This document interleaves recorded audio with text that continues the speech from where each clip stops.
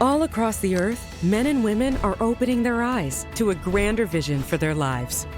A vision that changes their priorities, shifts their thinking, and leads them into new possibilities. These are ordinary individuals who have made extraordinary commitments to help others and to create a better world. You too were made for extraordinary impact. You don't need a special sign or permission. God has already designed you for it.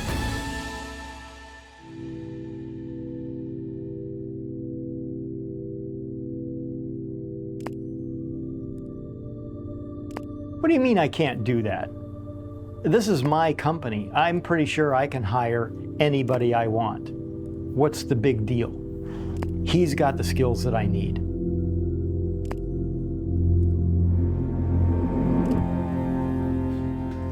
So I went to Brazil. I was part of a short-term missions trip for my church, and a young woman was brewing coffee and serving it to us, and we were all remarking, this is really good coffee. And turns out that her father owned a coffee plantation, and he and his wife were roasting in a stainless steel sphere a little bigger than a soccer ball. After drinking this for a few days, I realized there was nothing like truly fresh roasted, high quality coffee. When I got back home from Brazil, every weekend I found myself roasting coffee in my grill in my backyard. And it just grew from there. Neighbors started buying it, people at church started asking for it, and now I'm making a tidy little profit roasting coffee in my grill every Saturday.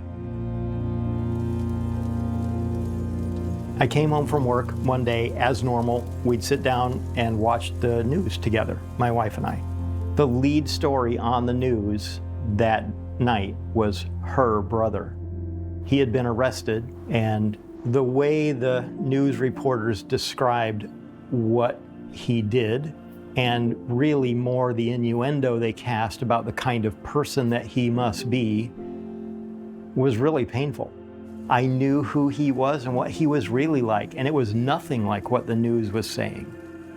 I owned a small technology company, and when he got out of prison, I hired him, brought him right into the company. We were using an outside payroll processing company at the time, and I got a call from the president of the payroll company. Listen, this is Jeff. You have a convicted felon on your payroll. Your employees are actually my employees of record, and we don't hire felons. If he's not gone by the end of the day, we're not going to process your payroll. We're going to drop all of your employees' health insurance. We will drop your business insurance. And if we do that, you're out of business. Nobody else will pick you up. I knew my brother-in-law's life was going to change because of his crime. I did not know how much my life was also going to change because of what he did, and the window that opened into this whole social problem that we have of what to do with people when they come out of prison.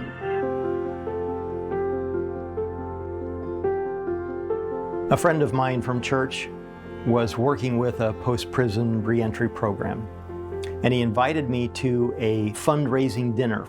I heard many other stories of men just like my brother-in-law. They can't find work. I'm at home on the weekends roasting coffee in my grill, making money. I could teach them how to roast coffee. It takes 2 years to learn how to roast coffee properly. Why is this a problem? Because these men in a halfway house are only there for 9 months. God is tapping me on the shoulder all this time, saying, there's a problem that I need you to address. So I spent 2 years designing, building, inventing a whole new kind of coffee roasting system. We called it the Beanmaster 5000.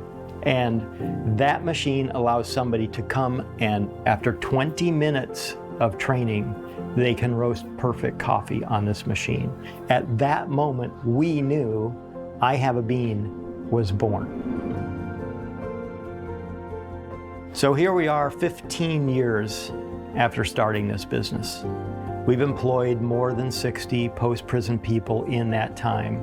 And the transformation that I get to see in their lives every day is astounding. And that's what I Have a Being is part of, is helping people understand who they are, how they were created, and the value that they have, even though society tends to want to throw people away who have a conviction. We're more, in fact, we're all about who are you today, not who were you, right? The present evidence of the content of your character. Who are you living as today, not what mistakes did you make in the past. That's not the important part.